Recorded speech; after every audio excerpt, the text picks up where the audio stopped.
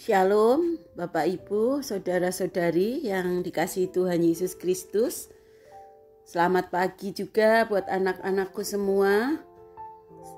Ketemu lagi dalam Renungan Satu Hati, Sapaan Tuhan Tiap Pagi.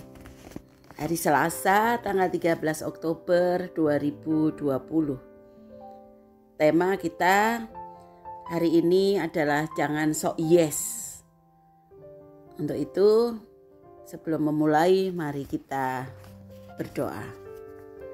Bapa Surgawi dalam Kristus Yesus, pujian syukur hormat kami kepadamu Allah, karena telah memelihara kami sepanjang malam kami beristirahat, menjaga kami di dalam tidur kami dan membangunkan kami pagi ini dalam keadaan sehat, tidak kurang suatu apapun. Dan berkenanlah Tuhan untuk kami boleh duduk di seputaran firman Tuhan, supaya kami boleh belajar tentang Engkau, tentang perintah-Mu, tentang apa yang harus kami lakukan dalam hidup kami hari ini dan seterusnya. Untuk itu mampukan kami dengan pertolongan Roh Kudus-Mu untuk bisa menjadi pelaku firman. Mohon pengampunan untuk setiap dosa, kesalahan, dan ketidakbenaran yang terjadi dalam hidup kami. Di dalam nama Yesus, kami berdoa dan mengucap syukur. Amin. Bapak, Ibu, Saudara-saudara kekasih Tuhan, bacaan kita hari ini dari kitab Amos 9. Kitab Amos pasal 9 ayat 7-8.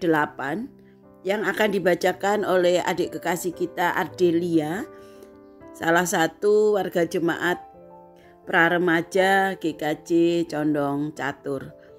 Waktu dipersilahkan untuk adik Ardelia. Bacaan firman Tuhan pagi ini diambil dari kitab Amos 9 ayat 7-8 yang demikian.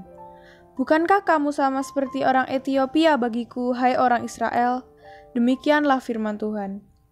Bukankah aku telah menuntun orang Israel keluar dari tanah Mesir, orang Filistin dari Kaftor, dan orang Aram dari Kir?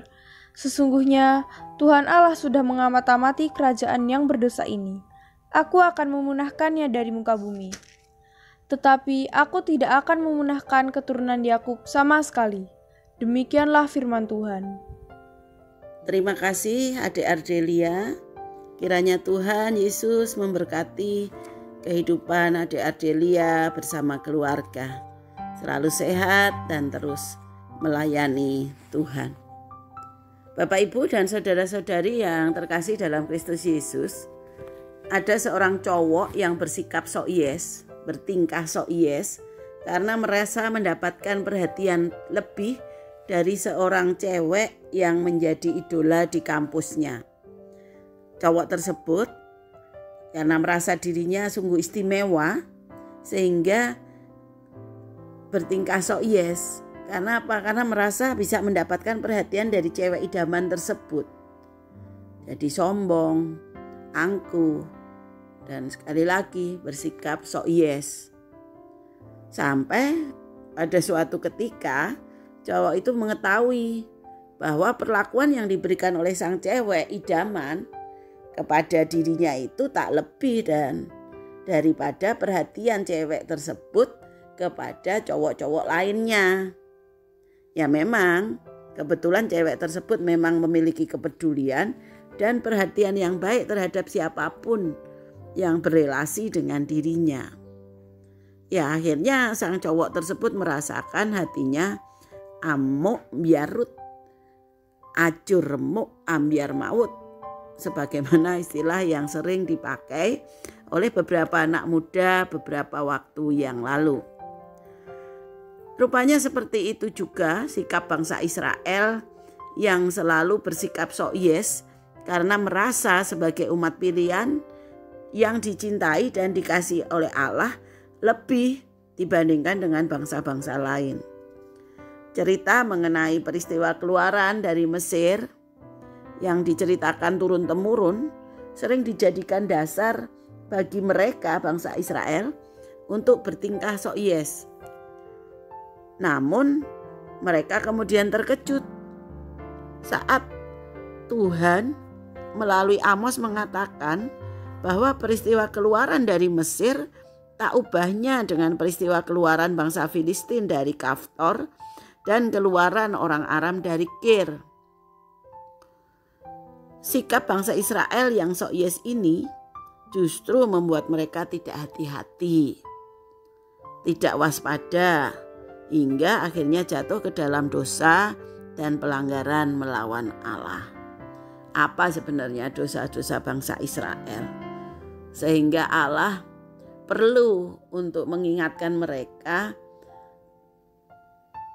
melalui Amos bahwa perlakuan Allah kepada mereka itu sama seperti perlakuan Allah kepada bangsa-bangsa asing lainnya, bukan hanya kepada mereka. Sehingga mereka diharapkan atau disarankan atau diingatkan untuk berubah, bertobat. Kalau belajar tentang kitab Amos, Bapak Ibu saudara-saudari yang saya kasih dalam Kristus Yesus, ada tercatat 3 dosa besar orang Israel yang membuat Allah perlu berbicara kepada mereka melalui Amos. Pertama, perilaku puas diri. Mereka merasa yaitu tadi, sok yes itu tadi. Sombong, angkuh, congkak, merasa berbeda dengan bangsa-bangsa lain. Karena apapun yang mereka lakukan, pasti Allah akan membela. Kan itu terus-menerus yang didengungkan oleh nenek moyang mereka, dibaca terus-menerus bahwa Allah itu mengasihi mereka sehingga mereka dikeluarkan dari perbudakan di Mesir dengan perjuangan yang sedemikian. Akhirnya membuat mereka tidak waspada. Mereka merasa apapun nanti juga pasti diampuni Allah. Dan dosa yang lainnya adalah dosa menyembah berhala. Nah ini jelas ya, Allah itu paling cemburu kalau soal berhala ini. Mereka itu ditolong oleh Allah, tetapi mereka bersyukurnya menyembahnya justru kepada berhala, patung-patung yang mereka sendiri yang membuat. Kan aneh. Dan itu sangat membuat Allah murka ya kalau kita belajar dari seluruh kitab yang ada di dalam firman Tuhan yang ada di dalam Alkitab. Allah paling tidak suka kalau kita mendua hati. Nah ini bangsa Israel seperti itu. Menyembah berhala yang dia buat sendiri. Yang ketiga adalah menindas orang miskin. Orang miskin ini adalah kekasih Allah kan. Orang yang disayang Allah itu justru orang miskin. Kan di dalam Alkitab ada. Berbahagialah orang yang miskin. Sebab kan, seperti itu justru tingkah orang Israel, bangsa Israel ini sebaliknya. Mereka menindas orang-orang miskin, memperlakukan mereka semena-mena, bahkan menjual mereka menjadi budak untuk kesenangan dan kesejahteraan mereka. Nah ini yang membuat Allah muak, Allah marah, Allah murka. Sehingga dia diperingatkan untuk akan dihabisin, dibantai, dihukum kalau mereka tidak berbalik dari dalamnya. Demikian juga kita orang-orang Kristen yang merasa bahwa kita adalah anak Tuhan, merasa eksklusif, bahwa kita ini berbeda dari orang yang lain yang sudah mendapatkan kapling di kerajaan surga karena kita percaya kepada Yesus Kristus, kemudian lupa, lalai, tidak waspada. Justru kita melakukan hal-hal yang bertentangan dengan apa yang diimani, dengan apa yang diperintahkan oleh Kristus Yesus. Tidak mengerjakan keselamatan yang sudah diberikan, tetapi bertingkah sok yes, bertingkah semena-mena terhadap orang lain, tidak rendah hati, congkak, sombong, dan bahkan menyembah berhala. Berhala-berhala yang kita buat sendiri, jabatan, kedudukan, uang, tingkat hidup, status hidup, dan sebagainya. Itu yang membuat orang Kristen tidak waspada dan kemudian jatuh ke dalam dosa. Jadi firman Tuhan hari ini mengingatkan kita kembali bahwa melalui pengorbanan Yesus Kristus kita dicintai oleh Allah. Namun jangan menjadi tidak waspada, tidak hati-hati, supaya tidak jatuh ke dalam dosa. Mbok ya jangan bersikap sok yes lah. Mari kita rendah hati. Demikian renungan kita pagi hari ini. Mari kita berdoa untuk menutupnya. Bapa Surgawi, Allah dalam Kristus Yesus, terima kasih untuk firman-Mu hari ini.